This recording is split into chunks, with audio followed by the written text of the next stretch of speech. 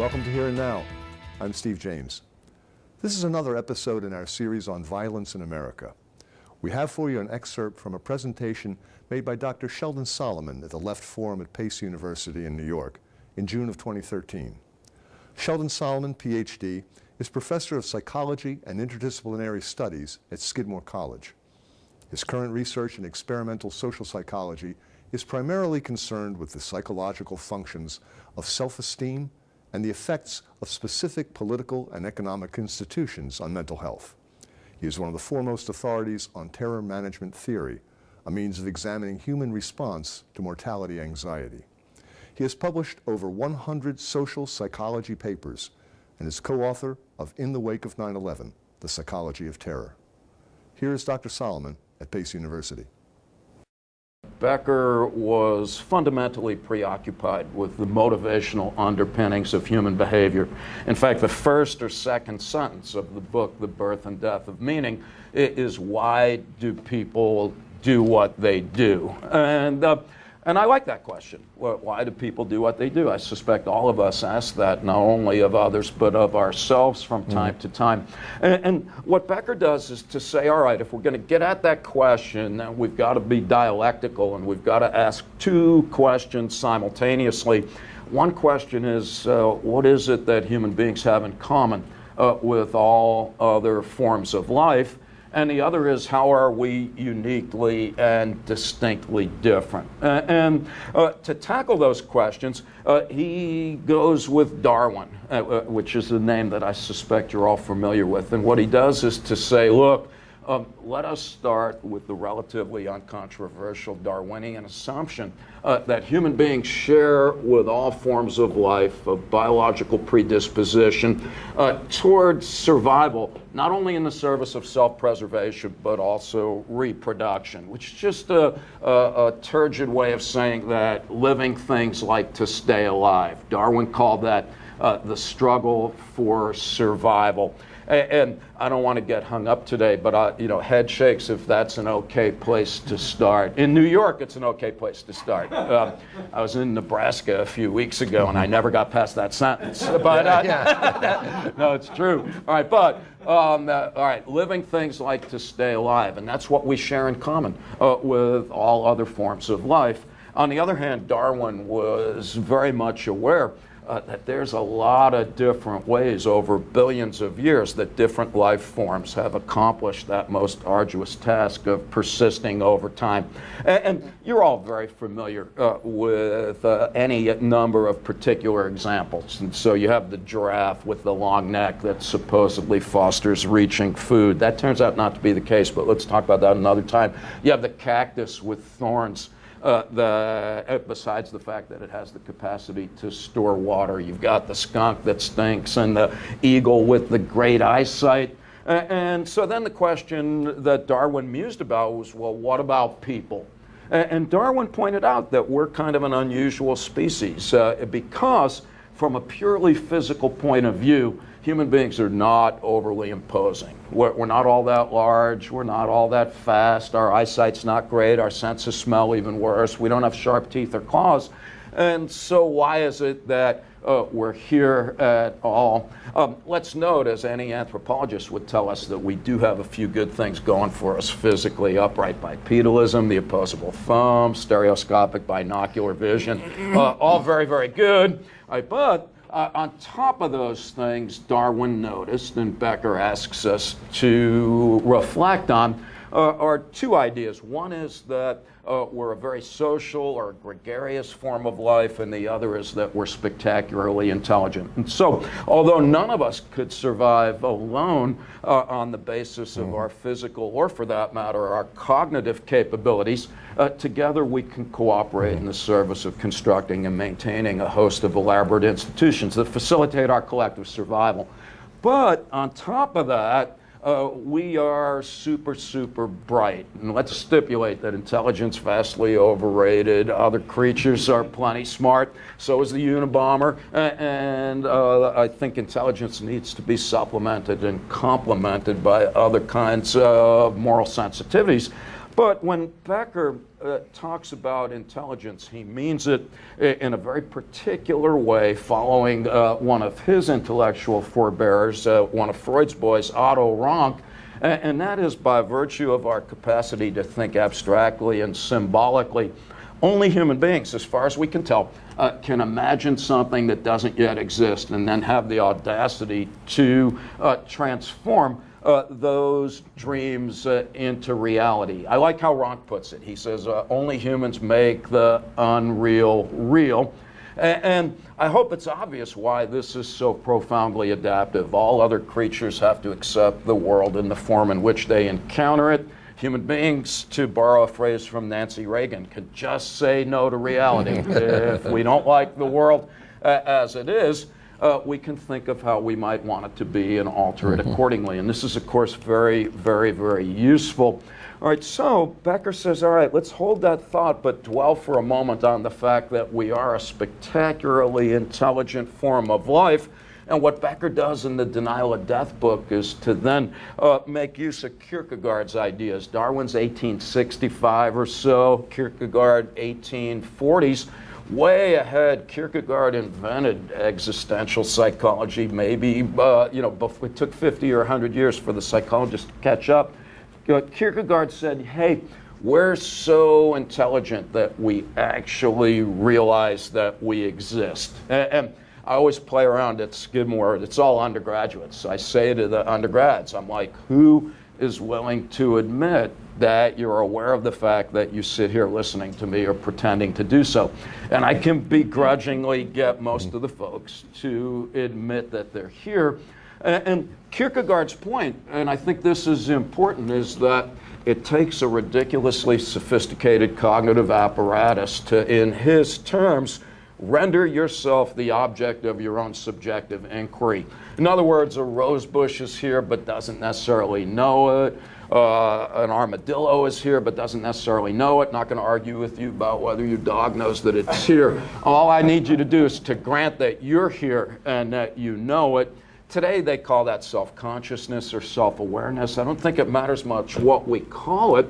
But what Kierkegaard argued in a little book called Fear and Trembling is that the moment you're aware of your existence, unless you're either a child or an idiot, you will immediately be shackled by the coincident recognition that, like all forms of life, yours is of finite duration. And that's just a fancy way of saying that you too will die. It's a nice day, and I'm trying not to ruin it before lunchtime. But according to Kierkegaard, this is not a particularly welcome realization that is magnified by also realizing that not only will we all die, but that our deaths can occur at any time for reasons that none of us could ever anticipate or control. And then just to kick us in the metaphorical groin, Becker tosses on top of that the fact that none of us like to acknowledge that we're animals. So we don't like it that we're going to die. We don't like it that we can walk outside and get smote by a comet. Did you see that YouTube thing in Russia where the guy's like driving to the convenience store and the asteroid? I hate that when those things happen. And so we don't like that. And we don't like the fact that whether we accept it or not, that we're essentially breathing pieces of defecating meat that from a purely biological perspective are no more significant or enduring than lizards or potatoes. And what Becker hypothesizes, I like that one. I got to make up another one though. All right, what Becker hypothesizes is that human beings would literally be paralyzed with abject terror in light of what are arguably indisputable realities of the human condition. We're going to take a short break. We'll be right back. Here and Now is produced by the Humanist Society of Metropolitan New York, the Corliss Lamont chapter of the American Humanist Association. Please visit our website. We've been listening to a presentation by Sheldon Solomon at Left Forum in June of 2013 on some of the causes of violence in America. Sheldon Solomon, PhD, is Professor of Psychology and Interdisciplinary Studies at Skidmore College. Here's a continuation of Dr. Solomon's presentation. According to Becker, culture consists of humanly constructed beliefs about the reality that we share with other people. One function, by no means not the only function, but a primary function, is to provide us with ways to reduce death-related anxiety. And what he does, and this is particularly well articulated in his book, The Birth and Death of Meaning, is to talk about culture providing human beings with what he calls meaning and value. And I like those terms because they're fairly straightforward. He just says, look, let's think about the idea of meaning, and let's note from an anthropological point of view that every culture, as far as we can tell, has an account of the origin of the universe. Every culture, as far as we can tell, has prescriptions for how one ought to behave while we're here. And every culture offers some hope of immortality, either literally through the afterlives, reincarnations, and soul beliefs of the world's great religions, or symbolically through the belief that while we may not be here forever, that some vestige of us, be it our kids or a pyramid, a great building, or a great fortune, may persist over time nevertheless. And all that Becker claims is that in order to stand up every day, we need to perceive that life has a modicum of meaning, order, stability, and permanence. That, he argues, is necessary but not sufficient for psychological equanimity. As Dr. Gilligan has already pointed out, on top of that, we need to believe that each of us as individuals serves a significant role in the context of the meaningful cosmology to which we subscribe. In other words, it's not enough to know that life has meaning unless we believe that we're a valuable member of the meaningful universe to which we subscribe. And this is just Sociology 101. What Becker says is that what culture does is to provide us with different social roles with associated standards of desirable conduct, and meeting or exceeding those standards gives you a sense that you're a significant person in a meaningful universe. And what Becker says is if you are fortunate enough to feel that way, then you have what he calls self-esteem. Self-esteem, apropos of what Dr. Gilligan has already told us, is arguably, for Becker at least, the dominant human motive. And to be repetitive, it consists of the belief that you're a person of value in a world of meaning. And according to this analysis, the primary psychological function of self-esteem is a defensive one, not in the pejorative sense of the word, but it serves, in Becker's language, as an anxiety buffer. All right, now, to just expand on that for a bit, what Becker argues, and I think this is profound and provocative, is that on the one hand, everybody needs self-esteem. It is universal. People everywhere need to believe that we're persons of value in a world of meaning. On the other hand, what Becker points out is that none of us get self-esteem by ourselves, for ourselves, because it is ultimately a cultural construction in that the standards of value by which you judge yourself to be a person of significance are ultimately determined by the cultural milieu, which is of course not of your choosing. And I think this very much gets to what James was telling us a moment ago, and I think it has a lot to do with the psychological condition of the average American in our particular time and place. Some of you may be familiar with Martin Seligman. He's the guy that studied learned helplessness. He's the University of Pennsylvania psychologist, and he was at one point the president of the American Psychological Association. And Seligman in the 1990s pointed out something that was true then, and it's equally true today, and that is that America is a petri dish of psychopathology. That's my term, not Seligman. I don't think he would say it that way. But it is a statistical fact that according to the National Institute of Mental Health, about 12% of the American population is currently depressed. About a third will be depressed at some point in their lives.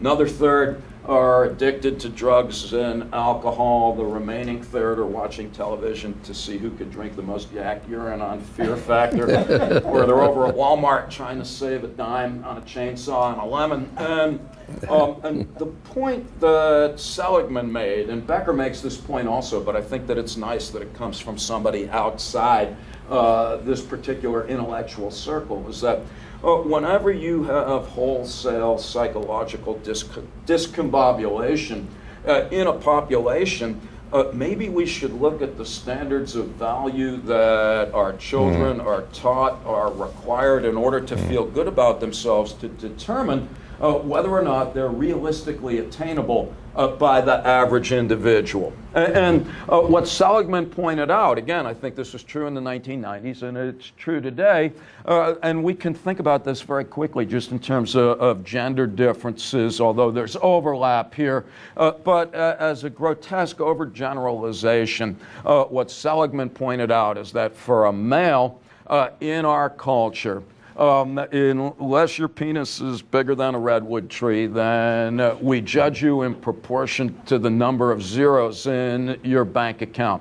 And not only do we judge you in terms of money, but we do so by arguing that everyone has an equal opportunity to amass great fortunes. If you are smart enough and tried hard enough, you can have as much money as Donald Trump or Warren Buffett or Bill Gates, and if you don't, well, that's your fault. And the point here, and I think this is quite obvious, is that that's really one of the most patently untrue statements in the history of the last several decades. We are taught to blame ourselves because, after all, that's how it goes. Women are subjected to the same forces, but even more than that, as you know, as a woman, you're judged by your appearance and by your youth. If you're not as thin as a piece of linguine, and if I can't floss my teeth with you, you're too fat. And if you're more than 20 or 25, we can dispute the age, then you're too old. And some of you know this, but even the prettiest women in the magazines, I'm not talking about smut, I'm talking about Cosmopolitan and so on, they don't look like that. Are you aware of that? That even the prettiest women are artificially beautified, and that in turn creates an unattainable ideal of youth and beauty. College students who look at Cosmopolitan magazine and are then asked to rate their satisfaction with their girlfriends become less satisfied as a result. The point is, and I think this is important, is that we live in a moment in history where it is not realistic to assume that the average person is capable of attaining the standards of value that are intrinsic to our society. I don't want to over-romanticize the good old days, but back in the day, in the last millennium, I was maybe in the last generation of Americans where it was okay to be average. Old timers, do you remember that? I know the youth, you don't know this, the young people in the room.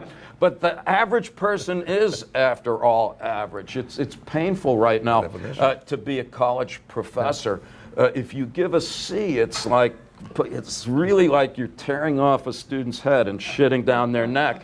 And I just say, well, average, what's wrong with average? They're like, I will have to disembowel myself on my parents' driveway in Scarsdale if I am average. And my point is, and I'm digressing a bit, but I do think this explains a lot about the psychological dissing that James alludes to, and the wholesale sense of shame and humiliation that pervades our culture and that falls, psychologically speaking, disproportionately on the psychological backs of those that are less fortunate than most of us in the room. So that's one point, which is that we cannot understand wholesale deficits in self-worth without considering the standards by which self-esteem is acquired in the first place. Right now that shifts the question a bit, or let's shift the question and just think about how these ideas might also help us understand why people just have this tendency to not get along with folks who are different. Here, Becker, in both his book, the denial of death and escape from evil, he has two thoughts that he tosses out, and I think they're each ones that are worthy of our collective consideration. Thought number one is that if he's right so far, if your beliefs about the nature of reality serve in part to mitigate death anxiety, then whenever you run into somebody who has different beliefs, that creates a problem whether you're aware of it or not. Very simply, if you accept the validity of an alternative conception of reality, you necessarily undermine the confidence with which you subscribe to your own. And once you do that, you expose yourself to the very anxiety that your beliefs were erected to mitigate in the first place. All right, so if I believe God created the earth in 6 days before taking a well-deserved break, and then I run into the Borneo in the South Pacific, and they believe that the universe was gestated out of the side of a palm tree through a giant coconut, well, if they're right, then I'm wrong. And all that Becker says is, you know what? The mere existence of people with radically different beliefs is therefore potentially discombobulating. And then he says, yeah, but that's not the all of it. And he says, well, and this is in Escape from Evil, he's like, well, our symbols, our culturally constructed symbols, our religious symbols, our political symbols are very, very powerful. But they are, after all, symbolic, whereas death is a very real physical event. Therefore, and for those of us Manhattanites that were in Manhattan on September 11th, 2001, well, if you were in one of the airplanes flying towards the Twin Towers and you had a rabbit's foot in your hand, you might have been comforted, but you're still not alive. And I'm not trying to be glib or stupid here. The point is, according to Becker, is that no symbol is adequate to the Herculean task of completely eliminating the anxiety engendered by the awareness of our death. There is always, in Becker's haunting language, a rumble of panic beneath the surface of consciousness.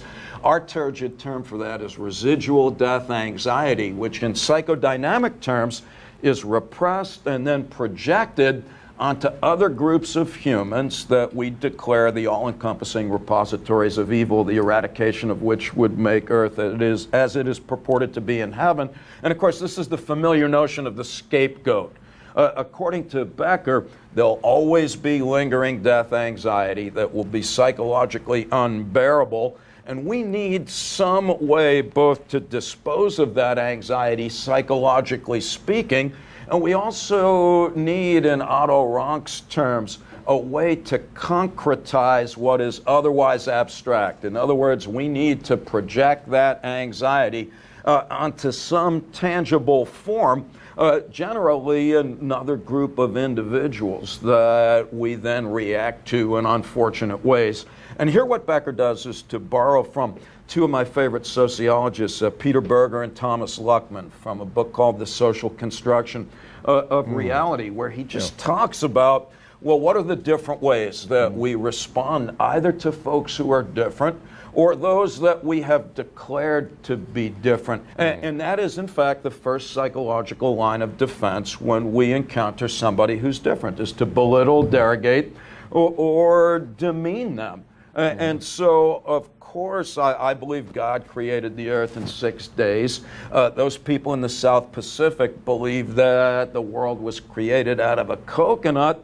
Yeah, but those poor bastards are ignorant savages. They're wearing grass skirts, living in tents, worshiping piles of sticks and mud. And they don't have CNN or iPads. And if they did, they would surely not believe those absurd things and would join us in embracing the truth. Now, I'm being silly here, and I don't want to be misunderstood, but does it make sense that when you belittle the possessor of an alternative belief system, that you diminish the threat that it presents to your own beliefs? Well, at the same time, Becker argues what we try to do is to get other people to dispose of their beliefs and to adopt ours instead. The Christian missionaries are great at that, but they're not the only proselytizers on the planet. And if that doesn't work, just kill those bastards, thus proving that your God and your ideas are the, quote, right, true ones after all. Our glib phrase is, my God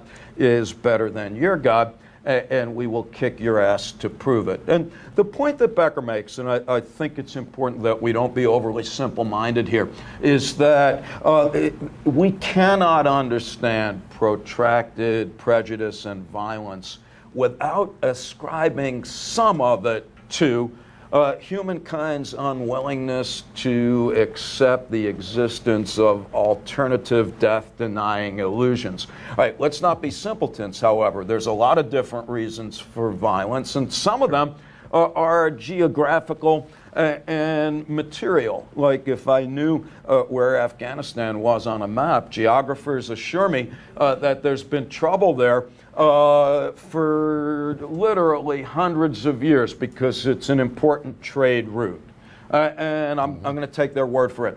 And I suspect that they're right. Similarly, some of you know that we've been involved for a decade or so in Iraq. And one of the things that I asked the Skidmore students to think about is, like, do you think if Iraq was the world's largest depository of dog shit rather than oil, that we'd be overly concerned about importing our democratic ideals to that part of the world? And I suspect the answer is no. But be that as it may, above and beyond those considerations, Becker's argument is that even if there weren't physical things to fight about, we would still have a very difficult time in light of the psychological affectations that he has articulated. And what's particularly chilling, at least in my mind, is the idea of whether or not it is possible to have a culturally constructed belief system that stands on its own merits without a designated evildoer. In other words, so far, every society in the history of Earth, as far as we know, has a designated hate object. Those of us that were around in the last millennium will remember the Russians did that for a while. All right, and they went away, and then Islam we hate. Now we have plenty of domestic folks to hate, gay people, old people, folks that don't speak English, and so on. And I think this is an important question. This has been an excerpt from a presentation by Sheldon Solomon at Left Forum in June 2013. Thank you for watching. Join us next time on Here and Now.